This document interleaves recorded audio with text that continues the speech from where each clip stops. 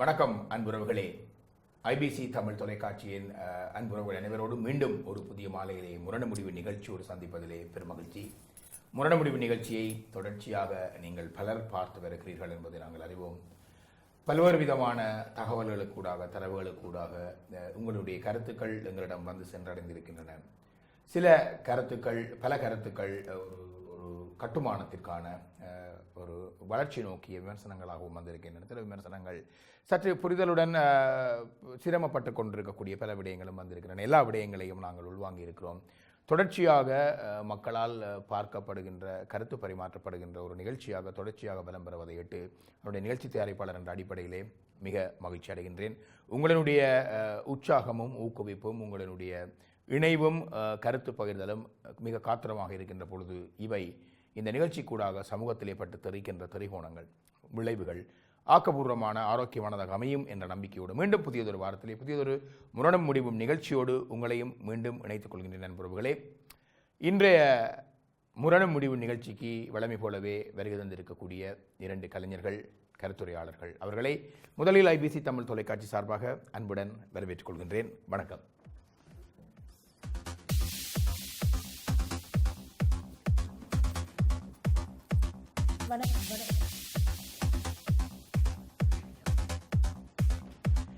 நல்லது அன்புறவுகளே, இங்கே நால்வர் இருக்கின்றார்கள். சிலருக்கு அறிமுகம் தேவையில்லை. கலைஞர்கள் இங்கே வந்திருக்கின்றார்கள். நடராஜா மற்றும் புவனேஸ்வரி அவர்கள் இருவரும் தம்பதிகள். ஆனால் இன்று தம்பதிகளாகத்தான் ஒரு பாத்திரத்தை பாகமாடுகிறார்களோ இல்லையோ எனக்கும் தெரியாது. நீங்கள்தான் அவர்களுடைய காட்சி அவர்கள் நடித்து காட்டுகின்ற பொழுது நாங்கள் பார்க்க வேண்டும். பூக்கடைக்கு விளம்பரம் தேவையில்லை என்பதை போல அவர்களுக்கு அறிமுகம் தேவையில்லை. நல்ல கலை மற்றும் ஆன்மீக ரீதியான ஈடுபாட்டுடன் வாஞ்சியுடன் தொடர்ச்சியாக லண்டனிலே செயற்பட்டு வரும் ஒரு முக்கியமானவர்கள். அதிகமாக லண்டனிலே அவர்களை இப்பொழுது பிடிப்பது மிக கஷ்டமாக இருக்கின்றது. நாட்டுக்கு வெளியே அவர்களுடைய பயணங்கள் மிக அதிகரித்திருக்கின்றன. 6 மாதத்துக்கு மேலே சில வழி லண்டனிலே நிற்க மாட்டார்கள். ஒரு உலகம் சுத்தும் மனதிலே வாலிபர்களாக இருக்கக்கூடியவர்களாக பறந்து திரிந்து கொண்டிருக்கின்றார்கள். சில வழிகளிலே என்னை ஆச்சரியப்பட வைக்கக்கூடிய மனிதர்களிலே இவர்களும் ஒருவர் என்று நான் கூறிக்கொள்ளலாம். அவர்களை அன்புடன் மீண்டும் ஐபிசி தமிழ் தொலைக்காட்சி சார்பாக வரவேற்றுக் கொள்கின்றேன். அடுத்து ஜெகதீஷ். நான் நினைக்கின்றேன் லண்டனுக்கு நான் வருகை தந்த போது முதலாக ஒருவரை சந்தித்து உரையாடினேன் என்று சொன்னால் அது ஜெகதீஷ் அவர்கள் தான். நான் லண்டனுக்கு வருவதற்கும் அவருக்கும் ஒரு மிக நெருக்கமான தொடர்பு இருக்கின்றது. எனக்கு வந்த ஆரம்பத்திலே தேவையான பல விஷயங்களை செய்து என்னை உற்சாகப்படுத்தியவர்களுக்குள்ளே அவர் மிக முக்கியமானவர். என்னுடன் பல தொலைக்காட்சி நிகழ்ச்சிகளிலே நீண்ட காலங்களுக்கு முன்பு தொடர்ச்சியாக தீவிரமாக செயற்பட்டு வந்தவர். ஒரு சில இடைவேளை எடுத்திருக்கின்றார். இந்த கேரியர் கேப் எடுக்கிறது மாதிரி அவர் ஒரு இடைவெளி எடுத்துக்கொண்டு மீண்டும் இன்று ஐபிசி தமிழ் தொலைக்காட்சி கூடாக மீண்டும் முதலாக ஐபிசி தமிழுக்கு வந்திருக்கின்றார். தமிழோடும் கலை இலக்கியங்களோடும் மிக ஈடுபாட்டுடன் ஆர்வமுடன் செயற்பட்டு கொண்டு வருகின்ற ஒரு மனிதர், ஒரு தொழிலதிபர். அவரை இந்த வேளையிலே சந்தோஷத்துடன் மீண்டும் அன்புடன் வரவேற்றுக் கொள்கின்றேன். அடுத்து உங்கள் எல்லோருக்கும் இன்று ஆச்சரியத்தை தரக்கூடிய ஒரு மனிதர். தொடர்ச்சியாக இந்த முரண்முடிவு நிகழ்ச்சியிலும் சரி, ஏனைய ஐபிசி தமிழினுடைய நிகழ்ச்சி ஆயினும் சரி, வானொலி ஆயினும் சரி, தொடர்ச்சியாக அவருடைய குரலை கேட்டிருப்பீர்கள். இன்று முதலாக ஒரு நேயர் ஒரு நிகழ்ச்சியினுடைய தொகுப்புக்கு என்னுடன் இணைந்து வழி நடத்த வந்திருக்கின்றார். அவர் வேறு யாருமில்லை, லூட்டனில் இருந்து புஷ்பவதி சிவநாதன் என்று நீங்கள் அடிக்கடி இந்த குரலை கேட்டிருப்பீர்கள். அவர்தான் இங்கே வந்திருக்கின்றார். பல ஆக்கப்பூர்வமான பல கருத்துக்களை அவர் சொல்லக்கூடியவர் என்ற அடிப்படையிலே நேயர்கள் தொடர்ச்சியாக நேயர்களாக மட்டும் இருக்க முடியாது. இது மக்களுக்கான நிகழ்ச்சி, சமூகத்துக்கான நிகழ்ச்சி. நாங்கள் எல்லோரும் இணைந்து கொள்ள வேண்டும் என்ற அடிப்படையிலே அவரை நான் அழைத்திருந்த போது இங்கே வந்திருந்தார். இப்படி பல நேயர்களை நான் வேறு நாடுகளிலிருந்து விடுமுறைக்காக இங்கே வருகின்ற பொழுது அவர்களை சந்திக்க நேர்ந்தால் நான் அழைப்பதுண்டு. சிலர் வருகிறார்கள், பலர் மறுக்கிறார்கள், நாங்கள் நேயர்களாகவே இருக்கிறோம் என்று. நீங்களும் இந்த சமூகத்தினுடைய ஒரு அங்கம். நீங்கள் தொடர்பு கொள்கின்ற பொழுது நிச்சயமாக இந்த நிகழ்ச்சியிலே உங்களுடைய கருத்துக்களை நேரடியாக வந்து சொல்வதற்கான வாய்ப்புகள் நிச்சயமாக ஐபிசி தமிழ் தொலைக்காட்சி கூட ஏற்படுத்தி தரப்படுகின்றது. நீங்கள் வருகின்ற பொழுது லண்டனை சார்ந்தவர்களும் சரி, ஐரோப்பிய நாடுகளில் இருந்து இங்கே வருபவர்களும் சரி, விடுமுறைக்காக நீங்கள் வருகின்ற பொழுது உங்களுடைய தொடர்புகளை எங்களுக்கு தந்தால் நீங்களும் நிகழ்ச்சியிலே கலந்து கொள்ளலாம். சரி, இந்த அறிமுகங்களோடு இந்த வாரம் முரணு முடிவு நிகழ்ச்சிக்கு நாங்கள் என்ன கருப்பொருளை கொண்டு வந்திருக்கின்றோம் என்ற கேள்வி பலருக்கும் இருக்கின்றது. இதோ உடனடியாகவே இப்பொழுது இந்த வாரத்துக்கான காட்சி முரண்பாட்டினை நாங்கள் இப்பொழுது பார்ப்போம். நீங்கள் வந்து செய்யுங்க, அது பிரச்சனை இல்லை. எங்களை போல நலிஞ்ச வந்து நீங்கள் பிரச்சனை கொடுக்கக்கூடாது. நீங்கள் ஹோலை வந்து அடிக்கடி வந்து சும்மா தருங்க இந்த ஹோலை என்று சொன்னால் நான் உழைக்கிறதுக்கு இல்லையே. ஐயோ, நாங்கள் சும்மா சொல்லி கேட்கல. ஒரு சேரிட்டிக்கு தான் நாங்கள் எங்களுக்கு கஷ்டப்படுற பிள்ளைகளுக்கு ஆட்களுக்கு ஒரு நலிவுக்கு நாங்கள் உதவி செய்யத்தான் உங்கள்கிட்ட கேட்கிறோம். உங்களை கோளுக்கு ஒரு நாள் முழுவதும் சொல்லி கேட்கல, ஒரு குறிப்பிட்ட நேரம். அப்போ அந்த நேரத்துக்கு நாங்கள் பாவிச்சு போட்டு கோலை விட்டுருவோம். எனக்கு சனியும் ஞாயிறும் தான் ஞாயிறும் பெறவே, அதுவும் சனி சில வர மாட்டோம். ஞாயிறு பின்னம் வந்துட்டு ஞாயிறு பின்னர் போடுவினோம். தயவு செய்து நாங்கள் சொல்றத கொஞ்சம் கேளுங்க. எங்களுடைய கஷ்டப்பட்ட மக்களை ஒரு கால் நினைச்சு பாருங்க. நாங்கள் நாட்டில் இன்றைக்கு வந்து கஷ்டப்படுற மக்களுக்கு உதவி செய்யறதுக்கு தானே இந்த ஹோலை கேட்கிறோம். உதவி செய்யுங்க, உங்களை போல கனபேர் செய்யணும். கனபேர் சாட்டியோட உங்களை ஒரு வசதியான ஆள் நீங்கள் செய்வீர்கள் என்று நல்ல மனம் உள்ளவர் என்று தான் நான் உங்கள்கிட்ட வந்தேன். இல்லாட்டி நாங்கள் வந்திருக்க மாட்டோம். எனக்கு கதையை எங்களுங்க கொஞ்சம். நான் 2000 பேரை கொள்ளக்கூடிய ஹோல் வச்சிருக்கேன், 200 பேர் இருக்கக்கூடிய ஹோல் தான் வச்சிருக்கிறேன்.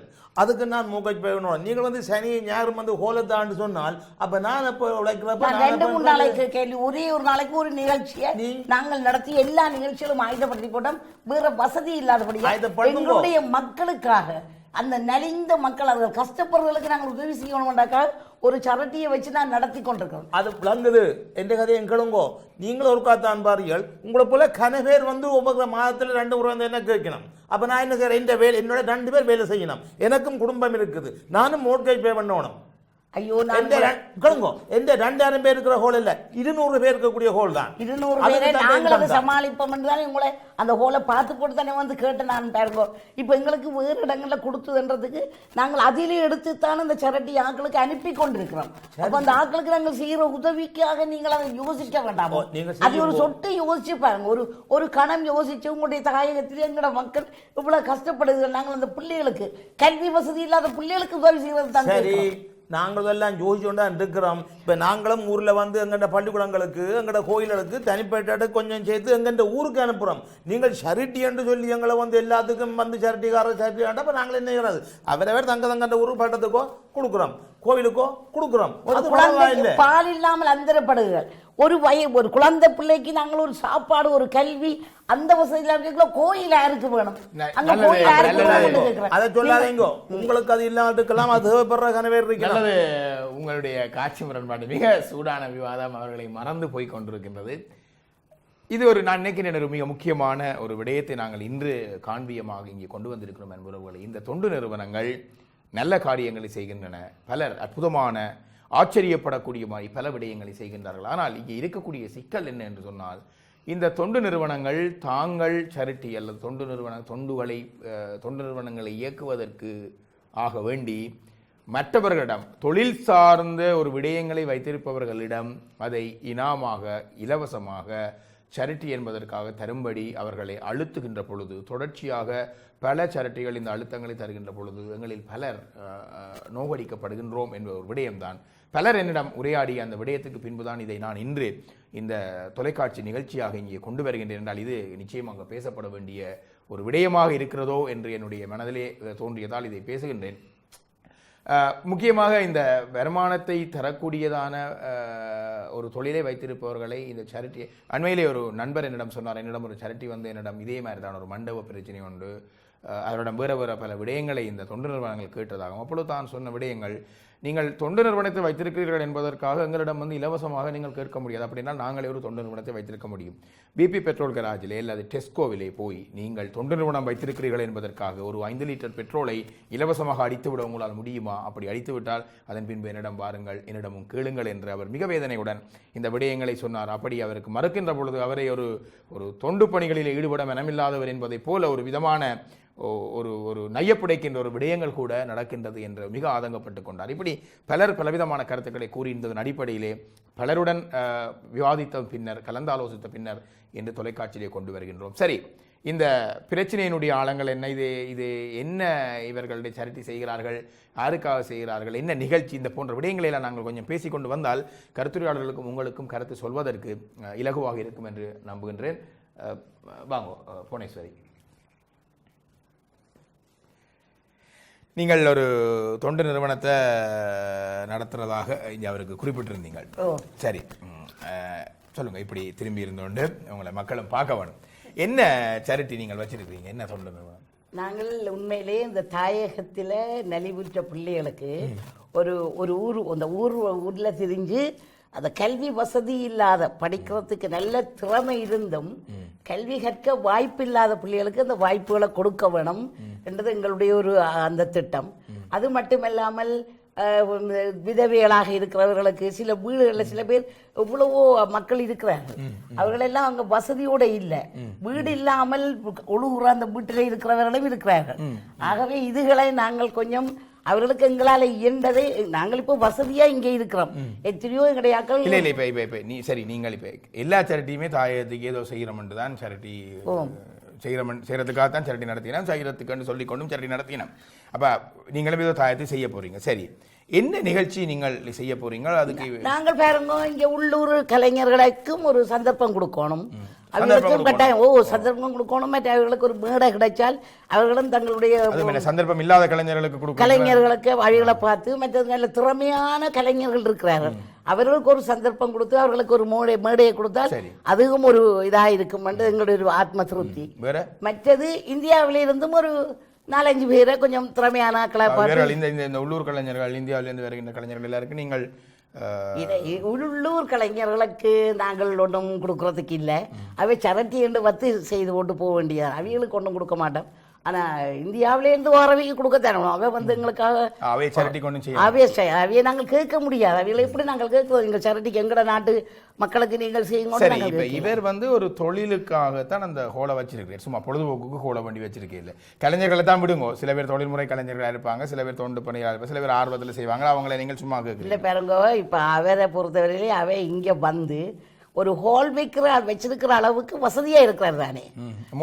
ஒரு நாள் ஒரு நேரம் அந்த ஹோலை வாடகை கொடுத்து வாடகைக்கு வேண்ட காசுலாம் மோல்கேஜ் கட்டணுமா? அவருக்கு சனி ஞாயிறு ஹோலுக்கு ஹோலையே கிடைக்காது என்று நான் நினைக்கிறேன். அவருடைய நிதி நிலைமையை பற்றி நீங்க தீர்மானிக்கலாது. நாங்களும் கஷ்டப்பட்டுதான், நாங்களும் எல்லாரும் இப்ப வசதியான ஆக்கள் அதுக்குள்ள போயிருந்து எல்லாம் செய்யல, நாங்களும் எல்லாரும் கஷ்டப்பட்டு இந்தியாவிலிருந்து அழைத்தவர்கள் இங்கே இருப்பவர்கள் எல்லாம் சேர்த்து உங்களுக்கு கூட செலவு எவ்வளவு கிட்டத்தட்ட வேற மாட்டேன்? எங்களுக்கு கிட்டத்தட்ட ஒரு 10,000-12,000 பவுண்ட் வந்தால் பாருங்க, நாங்கள் செலவு வரும் ஒரு 1,000-1,500 ஊருக்கு அனுப்புவோம். அப்படித்தான் மிஞ்சும், மற்றபடி எங்க மிஞ்ச போகுது? இங்க எல்லாம் இந்தியாக்காரங்க அவங்களுக்கு டிக்கெட் எடுக்கணும், அவங்களுக்கு தங்குறதுக்கு வசதி செய்யணும், ஹோட்டல் கொடுக்கணும், சாப்பாடு கொடுக்கணும்.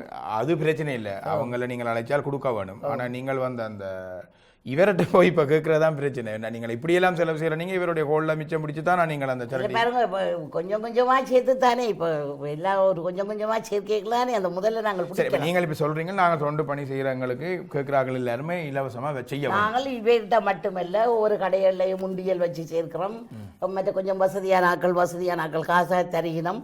அதுகளுக்கு பாருங்க, கொடைக்கும் ஒரு மனம் வேணும், கொடுக்கறதுக்கும் ஒரு மனம் வேணும்.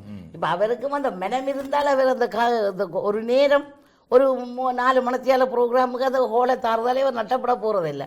அந்த மனநிலை இவருக்கு வேற இல்லை. அதைத்தான் பாருங்க, இந்த நாட்டிலே அதுதான் ஒரு இங்க நிறைய இருக்குங்க. எனக்கு நான் அதுகளை கணக்கு பார்க்கல, நான் செய்வேன். எல்லாருமே அவருடன் அவர் மட்டும் செய்யலாத கஷ்டப்படுறாராம். நன்றி நன்றி.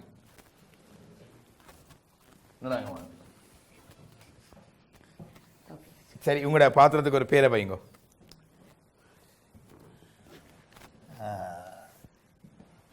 செல்வா. செல்வா. சரி செல்வா, நீங்கள் என்ன ஹோல் வச்சிருக்கீங்க? கல்யாண மண்டபமா இல்லாட்டி என்ன? அவ வந்து இல்ல உங்களோட மண்டபம் என்ன மண்டபம் அது? என்னுடைய மண்டபம் உண்மையிலே ஆக பெருசா இல்ல. 200 பேர் 200 பேர் தான் இருக்கலாம். அவன் கதையை பார்த்தா 2000 பேர் இருக்கிற ஹோல் மாதிரி அவன் கதையை நான் எனக்கு இன்கம் அதை பார்த்து தான் அவன் மீட்டிங் வைக்குவான். மீட்டிங் வைக்கிறதுக்கு அந்த சேரிட்டிக்கு வரவே எல்லாரும் மீட்டிங் வைக்கிறதுக்கு இப்படி கன பேர் வந்து என்னட்ட சனி ஞாயிறு தான் கேட்பினோம். எனக்கும் சனி ஞாயிறு தானே உழைப்பு, மற்ற வீக்டேல சும்மா என்னோட 2 பேர் வேலை செய்யணும். எனக்கு ஒரு குடும்பம் இருக்குதானே, அப்ப நான் மோக்கேஜ் கட்டணும். அப்ப நாங்கள் எல்லாம் பார்க்கணும். எல்லாரும் வந்து ஒவ்வொரு மாதத்துல வந்து 2 பேர் வந்து நீங்க சொல்றீங்க என்னுடைய தொழில் வருமானத்தை தரக்கூடிய ஒரு விஷயத்தை சேரிட்டிக்காக சும்மா கேட்க கூடாது என்று நீங்க இப்போ நான் மேலதிகமாக இருக்கிறேன், இப்போ சில செய்யணும், மேலதிகமாக இருக்குது, அதில் சேரிட்டி செய்யணும், அது சந்தோஷம், அதை நான் வரவேற்கிறேன். ஆனால் எங்களை போல நெலிஞ்ச பிடிச்சி கொண்டு வான்னு சொன்னால் நாங்களே என்ன செய்கிறது? எப்படி அளவுறது நலிந்தவர்கள் நலியாக சொல்றாங்க உங்கள்ட்ட? இல்லை இல்லை, எந்த கணக்கு அவருக்கு தெரியாது, எந்த மனசுக்கே தெரியாது, இவருக்கு அப்படி தெரியும். அதல்ல இவன் அதை சொல்லலாது, எந்த பேங்கை கொண்டு அப்படி அவ தெரியும். பிரச்சனை வந்து என்று சொன்னால் சிலர் நல்ல பெரிய பிசினஸ்கார செய்யணும், அவை சேரிட்டி செய்யணும், நானும் அவையை விர வைக்கிறேன், அவைக்கு நான் உண்மையில் சந்தோஷப்படுறேன். நான் எங்களை போல ஆக்கள் இல்லை. நாங்கள் 200 பேர் இருக்கிற ஹோல் அதை நெருங்கிட்டு தான் 200 இருக்கலாம். இப்போ இந்த மீட்டிங் வைக்கிறக்கு அடிக்கடி மீட்டிங் வைக்கிறதுக்கு விரும்பினோம். வேற உள்ளூர் கலைஞர்கள் இந்திய கலைஞர்கள் எல்லாம் கொண்டு வந்து நிகழ்ச்சி செய்ய போயிடும். அதுக்கெல்லாம் கொடுக்குற வீண் காசு தானே பாருங்க. அது எங்கள்கிட்ட கலைஞருக்கு சொட்ட கொடுக்க வேணும், அவங்களும் நெளிந்தவர்கள் தானே எல்லா பாட்டும். அதை விடுவோம், கலைஞர் பிரச்சனை. உங்களோட கருத்து வந்து தொண்டு பணி செய்கிற 2 ஓட்டு எனக்கு வருமானம் தரக்கூடிய ஒரு விஷயத்தை சும்மா தான் கேட்கக்கூடாது, கேட்க முடியாது. நன்றி, நானும் குடும்பக்காரன். நன்றி உங்களுடைய கருத்துக்கு. நல்லது நேயர்களை, நான் நினைக்கின்றேன் புரிந்து கொண்டிருப்பீர்கள் என்று நான் நினைக்கின்றேன். இந்த தொண்டு பணிகள் என்கின்ற ஒரு வாஞ்சியான விடயத்தை இந்த தொண்டு பணியை நிகழ்த்துபவர்கள் ஒரு வகையான அழுத்தமாக மக்கள் மீது பிரயோகிக்க பார்க்கிறார்களா, அல்லது இல்லை அப்படியானவர்களுக்கு பங்களிப்பு செய்யத்தான் வேண்டுமா என்ற ஒரு பார்வை கூட எங்களிடம் இருக்கலாம். ஆனால் இந்த முரண்பாடு இருக்கிறது, இந்த சிக்கல் இருக்கிறது. இந்த 2 தரப்புடைய ஏராளமான தொண்டு நிறுவனங்கள் இருந்தா போல முளைவிட்டு எங்களை சுற்றி வந்து நிற்கின்றன. எல்லோரும் கரங்களை விரித்து கொண்டு உதவி செய்யுங்கொண்டு கேட்கிறது. ஆனால் இந்த உதவிகளை செய்ய மனமுள்ளவர்கள் ஒரு விதமான மன அழுத்தத்துக்கு அவர்கள் வருகின்றார்கள் என்று நினைக்கின்றேன். நேர்கள் அழைப்பில் வந்து விட்டார்கள். ஒரு கருத்துரையாளருடைய கருத்தை கேட்டுவிட்டு நாங்கள் நேர்களுடைய பக்கம் போயிட்டு மீண்டும் வரலாம். ஜெகதீஷ், எப்படி பார்க்குறீங்க? நீங்களும் பல தொண்டு பணிகளோட ஈடுபட்டிருக்கிறீர்கள், பலர் உங்களோட நண்பர்களும் இருக்கிறார்கள். இந்த விஷயமும் நீங்கள் இந்த பல காலங்களில் இந்த நாட்டில் வாழ்கிறீங்க. எப்படி இந்த சம்பவத்தை வச்சுக்கொண்டு நீங்கள் எப்படி இதை பார்க்குறீங்க? தொண்டு பணியாண்டு சொல்லிக்க அதையும் காசு வேண்டி தான் தொண்டு செய்யணும், இல்லைன்னா தான் கொடுத்துட்டு போயிடுவானா என்ன? அப்போ ஒரு சேரிட்டியான வேலைக்கும் நான் கிட்ட காசு சேர்க்க தான் வேணும். ஆனால் அந்த சேரிட்டி வந்து என்ன நோக்கத்துக்காக இவங்க தாங்களுக்கு செய்கிறாங்க என்றது ஒரு மற்ற கண்ணோட்டத்தில் நாங்கள் பார்ப்போம். உதாரணத்துக்கு சொல்லுவாங்க, ஊரில் வந்து திருத்தங்க எடுத்து வழி பிள்ளையாரை குடைக்கிறாண்டு, அதுவும் ஒரு சேரிட்டி தான். சும்மா ஒன்றை தூக்கி கொண்டைச்சி பிள்ளையாருக்கு அடிச்சு போட்டு போகிற உனக்கு வேறு ஒன்றை தூக்கி. ஆனால் அதில் உள்நோக்கம் வேணும்னா பிள்ளையாட்ட அவளை கொஞ்சம் கேட்பேன் தான் மெயின். அதில் சுயநலம் இருக்குது. சேரிட்டி செய்கிறதே அப்படியான சுயநலம் இருக்கப்படாது, முதலாவது. ரெண்டாவது வந்து ஒரு மனிதனை திருப்பி போய் அழுத்துறதும் அவனால் தாங்க முடியாது. எத்தனை பேருக்கு அவன் சேரிட்டி கொடுப்பான், ஆனால் காசு ஆக்கட்ட வேண்டாலும் சேரிட்டி செய்ய முடியாது. இக்கட்டான சூழ்நிலை. இதை என்னென்னு சொன்னால் உங்களுக்கு கணக்கு தொண்டு நிறுவனம் கூடி போச்சு. அளவான தொண்டு நிறுவனம் இருந்து தாங்களே நிகழ்ச்சி நேட வேண்டும்னு சொன்னால் இது பிரச்சனை வராது. இது யோசித்து 2 பக்கம் செய்ய வேண்டிய ஒரு வேலை இல்லை. இப்போ தொண்டு நிறுவனங்கள் வந்து இப்போ நாங்கள் இந்த வாழ்கிற நாடுகளில் நிறைய தொண்டு நிறுவனங்களை நாங்கள் பார்க்குறோம். இப்போ அவர்கள் எல்லாம் வந்து இப்போ உதாரணமாக நீங்கள் ஒரு ஒரு ஒரு ஒரு இவரை போல ஒரு மண்டபத்தை நீங்கள் வச்சிருந்தால், ஒரு ஆங்கில நாட்டு இந்த நாட்டில் இருக்கக்கூடிய மற்ற இனத்தை சார்ந்த தொண்டு நிறுவனங்கள் வந்து நாங்கள் ஒரு சேரிட்டி வச்சிருக்கிறோம், அவங்களுக்கு இலவசமாக தாங்கலன்னு சொல்லி கேட்குற ஒரு நிலைப்பாடு இங்கே இருக்குதா? இலவசமாக கேட்க மாட்டாங்க, ஒரு டிஸ்கவுண்ட் கேட்பாங்க. நாங்கள் பே பண்ணுறோம், டிஸ்கவுண்ட்டை தாங்கன்னு கேட்பாங்க. அப்படி அதில் பிறகு இலவசமாக தாண்டு கேட்குறது இல்லை. இந்த நாட்டில் எதுவும் இலவசமாக கேட்க முடியாது. அதுவும் இப்போ அவருக்கு வருமானம் தார ஒரு விடயத்தை கேட்பதிலே அவர்கள் கொஞ்சம் பின்னிப்பார்கள் என்று நான் நினைக்கிறேன். முக்கியமாக சனி ஞாயிற்றுக்கிழமை அவருக்கு பிஸியான நாள். ஒரு கூட்டம் வைக்கிற வேறு நாளில் கூட்டம் வைக்கலாம், ஏன் சனியால் கூட்டம் வைக்கணும்? இல்லை, அதில் ஒரு குழப்பம் இருக்குது. வேறு கூட்டம்னு சொல்கிறார், அவள் அதில் நிகழ்ச்சி வைக்க போகிறோம், கூட்டம்னு சொல்லி எடுத்து போட்டு நிகழ்ச்சி வைக்க போகிறோம், அவள் தெரியல. அவர்களுடைய 2 பேருடைய கருத்தும் அப்படி இருந்தது. சரி, வேறு என்ன மாதிரி பார்க்குறீங்க? என்னென்னு சொன்னால் நார்மலாக இது சரியான முரண்பாடான விஷயம். சேரிட்டி என்ற வரைக்கும் இப்போ மற்ற சேரிட்டி ஆர்கனைசேஷனை பார்த்தீங்கன்னு சொன்னால் அவங்கள ஒரு 3 படி இருக்கும். ஒருத்தன்ட்ட வேண்டி நடுவில் கொஞ்சம் சேரிட்டி எடுத்தீங்கன்னா நீங்கள் டொனேட் பண்ணுவீங்க, கொஞ்சம் உங்களுக்கு தேவையில்லாத இல்லை கொஞ்சம் கொடுக்க வேண்டியது அதை அவன் விற்பான், அதில் கொஞ்சம் ப்ராஃபிட் எடுப்பான் போவான், அது உண்டு. இது ஒரு ஆள்கிட்ட முழு தொகையும் போய் பெருசாக கேட்க இது பிரச்சனை புரியாது. கொஞ்சம் அமௌண்ட்டை கேட்க ஓகே சரி தானே ஒரு தானே பிள்ளைகள் குழந்தைகள் கொடுக்கணும் நான் கொடுப்போம்ன்ற வனப்பான் வரும். ஒரு பெருந்தொகையாக கேட்க மிக அழுத்தம். இப்போ சரி செய்கிறவங்க பெருந்தொகையாக போய் சில பேர் பணக்காரனுக்கு தான் மனமாக கொடுத்துட்டு போவான். அவனுக்கு பிரச்சனை பிடிச்சிருக்கும் ஒரு கோர்ஸ், சில பேருக்கு ஒரு கோர்ஸ் பிடிச்சிருக்கும். ஓகே இந்த இதுக்கு கொடுக்கலாம் பிள்ளைகள் ஓகே நான் கொடுக்க போகணும் வில்ஃபுல்லாக இருக்கும் கூட கொடுப்பான். அது அவனை பொறுத்தது. அவனை மாதிரி எல்லாரும் எதிர்பார்க்கல. அது சிறு தொகை ஒன்றைக்க அழுத்தம் குறைவாக இருக்கும் அவன் கொடுத்துட்டு போவான். அப்போ அதை யோசித்து சரிட்டி செய்கிறவன் செய்யணும் கொடுக்கணும். இல்லை ஆனால் இப்போ இதில் நடந்த பிரச்சனையில் என்னென்னு சொன்னால் இப்போ அவள் எல்லாரையுமே இலவசமாக கேட்கவும் இல்லை. அவள் ஒரு வகையான டிஸ்கிரிமினேஷன். இப்போ சில பேருக்கு காசு அள்ளி கொடுபடுது, சில பேரை இலவசமாக கேள்படுது. அப்போ இதில் இந்த பிரச்சனையெல்லாம் இப்போ அவரும் அந்த விஷயத்தை எடுத்தவர். ஆனால் நான் சொன்னது உங்களோட மண்டபத்தோட நில்லுங்கண்டு. இப்படியான ஒரு போக்கு எப்படி இருக்குது? உதாரணமாக 10,000 ரூபா வருமானம் பெறக்கூடிய எடுப்பாங்க, ஆனால் 9,000 ரூபாய் செலவழிச்சு போட்டு 1,000 ரூபா கொடுக்குறாங்க. இதை விட அந்த செலவுகளை சுருக்கி வர்ற வருமானம் சிலவுகளை 4,000 5,000க்கு மேற்பட்டதாக வரக்கூடிய வாய்ப்புகள் இருக்குதா? வாய்ப்புகள் இருக்குது. மற்றது இப்போ என்னோட சொன்னால் ஏன் உள்நாட்டு கலைஞனோட அவனுக்கு இழிச்ச வேணாம், அவனுக்கு காசு இல்லை, அங்கே இந்தியாவிலேருந்து வரவனுக்கு காசுன்னு சொல்லியிருக்க. இப்போ ஒரு டிஸ்கிரிமினேஷன் மட்டும் அல்ல, இங்கே உள்ளவங்களோட கலைஞரை ஒரு குறைஞ்ச கண்ணத்தோடு பார்க்குறோம். அங்கேருந்து வரோம் திறம், இங்கே உள்ளவன் திறம் இல்லையா? அதுபோல் அப்படியான மனப்பாங்க கூடாது. அப்போ அதுக்கு இந்தியாவிலேருந்து கலைஞரை கொண்டு வரது எனக்கு முன்னே நோமலாகவே எனக்கு விருப்பம் இல்லாத தொழில். ஏன்னா ஞாபகம் காசு போயிடும். ஆனால் அவர்கள் சொல்கிற காரணம் ஒரு ஜனத்தை இழுக்கிறதுக்கு இந்த பேரை போட்டால் தான் சிரம் பெறும். அவங்க சொல்கிறது உண்மை. அதுக்காக கனவேரை கொண்டு வந்து ஒரு 1 கனவேரை கொண்டு வந்து இவ்வளோ காசை கொடுக்குறோன்னா அந்த ப்ரோக்ராம் செய்யாமல் விடலாம். அந்த ப்ரோக்ராம் 1000 பவுன் தான் பெறப்போது என்றால் 4 பேர் வண்டி கொடுத்து போட்டு போகிறோம். ப்ரோக்ராம் செய்தான அந்த 1000 கொடுக்க வேண்டிய அவசியம் இல்லையே. இல்லை, நல்லது. பார்ப்போம். ஒரு நேர் அழைப்பிலே இருக்கின்றார் என்று நினைக்கின்றேன். அழைப்பில் இருந்தார், அவர் இப்பொழுது அழைப்பில் இல்லை. சரி, இப்போ புஷ்பவதி விஸ்வநாதன், நீங்கள் எப்படி இருக்கு முதல் உங்களுக்கு? நீங்கள் வளமையாக தொலைபேசியில் கதைக்கிறீங்க, இன்றைக்கி நேரம் வந்துருக்கீங்க. உங்களுடைய உணர்வுகள் எப்படி இருக்கு? நேரம் பார்க்கும்பொழுது மிகவும் சந்தோஷமாக இருக்கிறது. சமூகத்தில் நடப்பதை எடுத்து அதனை சீர்திருத்த முயல்கின்றது. எனவே இந்த ஐபிசி தொலைக்காட்சிக்கு உங்களுக்கும் பொறுப்போடு இணைந்து உங்களுக்கும் வாழ்த்துக்கள் கூறிக்கொண்டு, எனது கருத்தாக இவர் ஃப்ரீயாக தாங்கோண்டு கேட்டுக்கொண்டே இருக்கிறார். ஆனால் அந்த வெளிநாடுகளில் இருப்பவர்களை அழைக்கும் பணத்துக்கு அவர்களை அழைக்காமல் விட்டாலே எவ்வளவோ மிச்சம். அவ்வளோத்தையே கூட அந்த ஹவுலுக்கு கட்டலாம். ஃப்ரீயாக தாங்கோன்றா சொன்ன மாதிரியே பார்த்தா இங்கே உள்ள கலைஞர்களோடு சேர்ந்து எல்லாவற்றையும் செய்துவிட்டு போவோம் என்று. ஆனால் அப்படி இல்லை. அங்கே 5-6 பேரை ஃபேமஸுக்காக கூப்பிடுறான். அந்த பணத்தை அவர்களை அழைக்காவிட்டால் அந்த பணத்தில் கொஞ்சத்தை வரி கொடுத்துட்டு மீதி முழுக்க அங்கே உள்ள மக்களுக்கு அனுப்பலாம். அழைக்காவிட்டால் அவ்வளோ சனம் வராது என்று சொல்லி இவர்கள் தான், நாங்கள் தான் அப்படி ஒரு மனப்பான்பு வைத்திருக்கிறோம். எம்மவர்களிடம் பல வளர்ச்சி இருக்கிறது, முனைப்பு இருக்கிறது. எம்மவர்களை நாங்கள் எப்பொழுதும் தட்டி அமர்த்தி வைத்திருக்கிறோம். அருகில் இருப்பது இக்கரைக்கு அக்கறை பச்சை என்று கூறுவார்கள். அதுபோல கிட்ட இருப்பது எங்களுக்கு தெரியாது, தூர இருப்பதைத்தான் நாங்கள் ரசிக்கிறோம். தொடர்ந்து பேசுவோம் புஷ்பவதி விஸ்வநாதன். நிறைய விடயங்கள், நிறைய அனுபவங்கள் வாயிலாக வரலாம். நேர்களை நீங்களும் தொலைக்காட்சியில் காட்டப்படுகிற இலக்கத்தோடு இணைந்து கொண்டு வாருங்கள். நாங்களும் தொண்டு பணிகளை நிறுவனங்களை நிகழ்த்துபவர்களாக இருக்கின்றோம். இதில் இந்த சம்பவங்களோடு தொடர்பட்டவர்களாக இருப்போம். தொடர்ந்து உங்களுடைய அனுபவங்களை நீங்கள் பேசுங்கள். இப்பொழுது ஒரு சிறிய இடைவேளை என்பவர்களே.